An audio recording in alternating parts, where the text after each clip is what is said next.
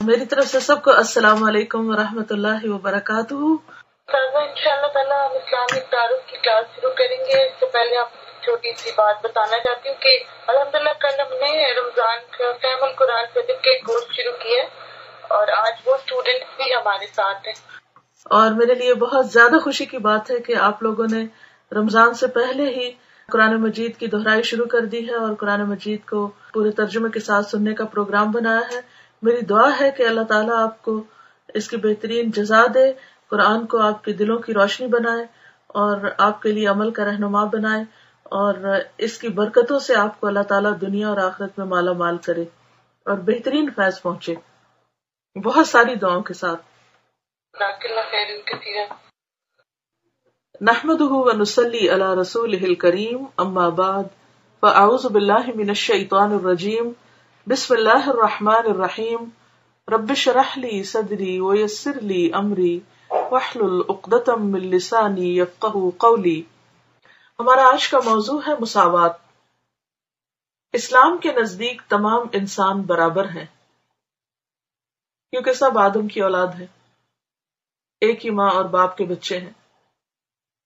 پیغمبر اسلام صلی اللہ علیہ وسلم نے حجۃ الوداع کے موقع پر اعلان کیا کہ کسی عربی کو کسی اجمی پر فضیلت نہیں، اجمی جو عرب کے علاوہ باقی قومیں ہیں، کسی سفید فام کو یعنی سفید رنگ کے شخص کو کسی سیاہ فام پر فضیلت نہیں۔ فضیلت کی بنیاد صرف تقویٰ ہے، نہ کہ رنگ اور نسل۔ قرآن مجید میں آتا ہے ان اکرمکم عند اللہ اتقاکم، بے شک تم میں سب سے زیادہ اللہ کے ہاں عزت والا وہ ہے جس میں سب سے زیادہ اللہ کا ڈر ہے، تقویٰ ہے۔ انسانوں میں بظاہر رنگ اور نسل وغیرہ کے اعتبار سے بہت سے فرق پائے جاتے ہیں، یعنی ظاہریت میں فرق ہے، اپیرنس جو ہے وہ ڈفرنٹ ہے ہر ایک کا، مگر یہ فرق پہچان کے لیے ہے نہ کہ فضیلت کے لیے، کہ اگر کسی کا رنگ سفید ہے تو زیادہ اچھا انسان ہے بنسبت اس کے جس کا رنگ سفید نہیں۔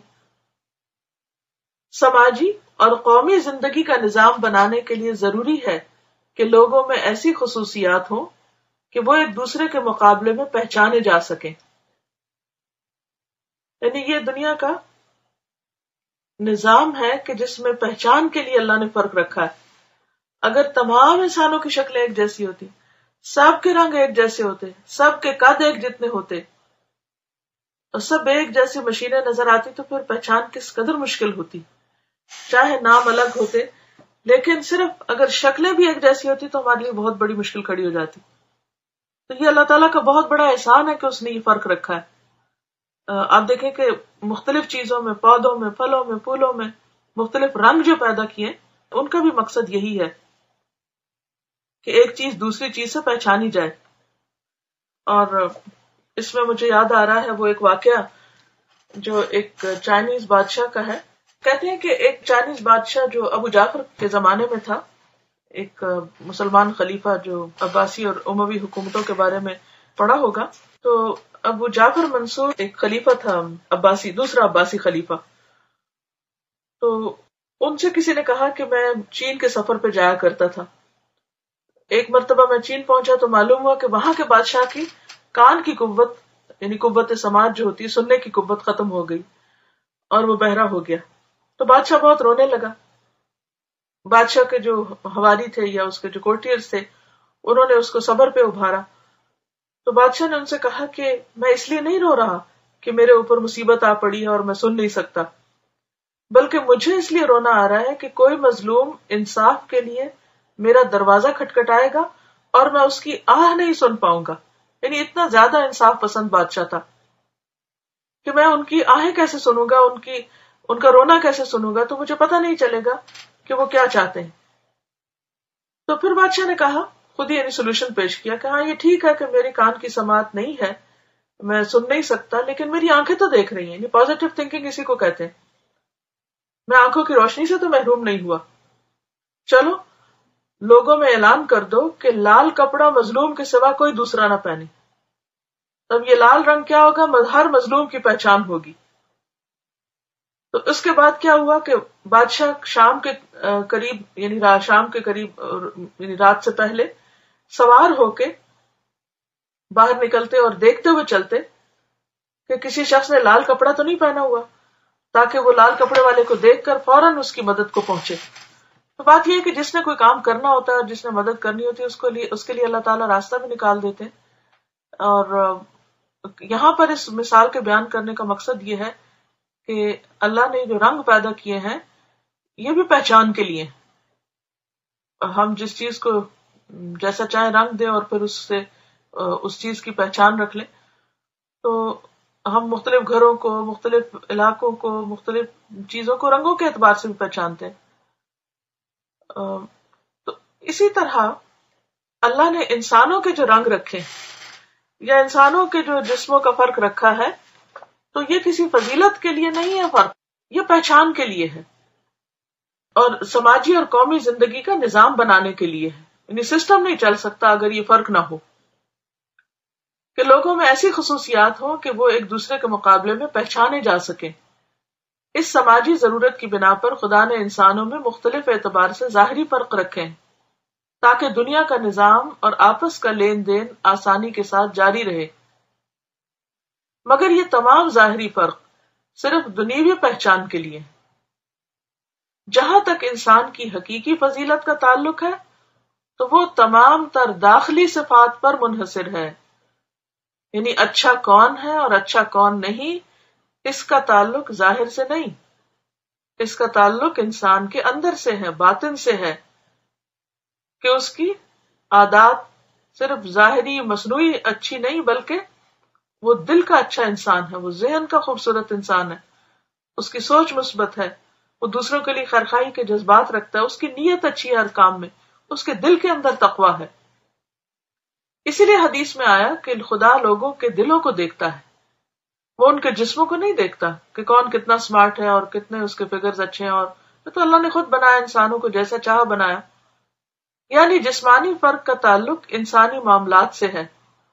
خدا کے یہاں صرف ان لوگوں کو اونچا درجہ ملے گا جو اپنی اندرونی خصوصیات کے اعتبار سے قابل قدر ثابت ہوئے ہیں. یعنی اللہ کے محبوب بندے وہ ہیں جو اپنے اندر کی خوبیوں اور اندر کی خوبصورتی کی وجہ سے اللہ کے پیارے ہیں. اور اندر کی خوبصورتی تقویٰ سے آتی ہے. اور رمضان کا مہینہ روزے اسی لیے فرض کیے گئے اس میں لعلکم تتقون، کہ تمہارا اندر خوبصورت ہو جائے، تم حقیقی معنوں میں اچھے انسان بن جاؤ. اسلامی نظام کے ہر شعبے میں اس انسانی برابری کو ملحوظ رکھا گیا ہے. نماز میں سارے انسان ایک ساتھ صف میں کھڑے ہوتے ہیں. حج میں دنیا بھر کے مسلمان یکساں قسم کے لباس پہن کر حج کے مراسم یعنی مناسک ادا کرتے ہیں. اسی طرح اسلام کے اجتماعی نظام میں ہر ایک شخص کو وہی درجہ حاصل ہے جو دوسرے شخص کے لیے ہے، نہ کسی کے لیے کم اور نہ کسی کے لیے زیادہ. اسلام کے نزدیک ہر قسم کی بڑائی صرف ایک خدا کے لیے ہے. انسان آپس کے ظاہری فرق کے باوجود سب کے سب یکساں طور پر خدا کے بندے ہیں. یعنی ظاہری فرق میں اونچ نیچ ہونے کے باوجود سب اللہ کے بندے ہیں. انسان اور خدا کے درمیان یقینی طور پر فرق ہے، یعنی کریٹر اور کریشن کے درمیان فرق ہے. کریشن اور کریشن میں خصوصاً ایک ہیومن ریس کے درمیان فرق نہیں، مگر انسان اور انسان کے درمیان کسی بھی قسم کا کوئی فرق نہیں. یعنی اندرونی طور پر بیرونی فرق تو صرف پہچان کے لیے. حتیٰ کہ قبیلے اور نسلیں جن کی بنا پر لوگ بہت فخر کرتے ہیں ایک دوسرے پر، اس کے بارے میں بھی قرآن مجید نے واضح طور پر بتا دیا کہ وَجَعَلْنَاكُمْ شَعُوبًا وَقَبَائِلَ لِتَعَارَفُوا، ہم نے تمہیں قوموں، کنبوں، قبیلوں میں اس لیے بانٹ دیا تاکہ تم ایک دوسرے کو پہچان سکو. تو اللہ تعالیٰ سے دعا ہے کہ وہ ہمارے دلوں میں انسانوں کی خیرخواہی اور بھلائی کے جذبات پیدا کرے اور ہم انسانوں کو ان کی ظاہریت پر نہیں، ان کی حقیقی ورث کی بنا پر پہچانے. کیونکہ ظاہریت اور ظاہری خوبصورتی اور ظاہری اٹریکشن جو ہے آج کی دنیا میں اس کی اتنی زیادہ ویلیو بڑھ گئی ہے کہ اس کے پیچھے انسان کی جو حقیقی ورث ہے وہ اس کی کوئی قیمت ہی نہیں نظر آتی. اسی وجہ سے بہت سے لوگ ظاہری خوبصورتی سے یا ظاہری لوگوں کے رکھ رکھاؤ اور دولت یا نمائش سے دھوکہ کھا جاتے ہیں اور جب انہیں ان کے ساتھ معاملہ کرنا پڑتا ہے تو سخت پچھتاتے ہیں. مثلاً شادی کے موقع پر جو کسی لڑکی کی کے رشتے کے لیے جو پہچان ہمارے دین نے دی وہ کیا ہے کہ دین اور تقوی اور اخلاق کو دیکھو. لیکن عموماً لوگ کیا کرتے ہیں کہ وہ ان چیزوں کو نہیں دیکھتے، صرف ظاہری رونق اور خوبصورتی کو دیکھتے ہیں اور پھر بعد میں پچھتاتے ہیں اور تعلقات خراب ہوتے ہیں. چونکہ لوگوں کے ہاں ویلیو صرف ظاہریت کی ہو گئی ہے، لہٰذا ہر ایک کی توجہ بھی اسی پہ چلی گئی کہ وہ ظاہری طور پر خود کو خوبصورت بنائے، اور حقیقی اخلاق کی طرف اور محنت کرنے کی طرف عمومی طور پر لوگوں میں توجہ نہیں رہی. اللہ تعالیٰ سے دعا ہے کہ ہمیں حقیقت دکھائے اور جو اصلیت چیزوں کی وہ ہمارے سامنے آئے اور ہم دھوکے سے بچ جائیں اور انسانوں کی قدر پہچانیں. تو اللہ تعالیٰ سے دعا ہے کہ وہ ہمیں اچھی سوچ، خوبصورت نظر اور خوبصورت عمل عطا کرے، اور آپ سب کا رمضان المبارک اور اس کے بعد کی زندگی اتنی خوبصورت ہو جائے کہ واقعی آپ اللہ کی خوبصورت جنت میں جا پہنچیں. 2 کمنٹس تھے اسٹوڈینٹس کے. یہ ایک اسٹوڈینٹ لکھتی ہیں، السلام علیکم استاذہ، اللہ تعالیٰ آپ کو جزائے خیر دے. آپ نے مساوات کا ٹاپک جس وضاحت سے پڑھایا اس نے میرے بہت سارے کانسیپٹس واضح کر دیے. ہم نے 4تھے پارے میں پڑھا کہ قیامت کے دن کچھ لوگوں کے چہرے سفید اور کچھ کے سیاہ ہوں گے، تو مجھے لگا کہ شاید سیاہ رنگ کے لوگ اللہ کو پسند نہیں، اور اسی لیے زیادہ بلیکس جو ہیں وہ کرائم میں انوالو ہوتے ہیں.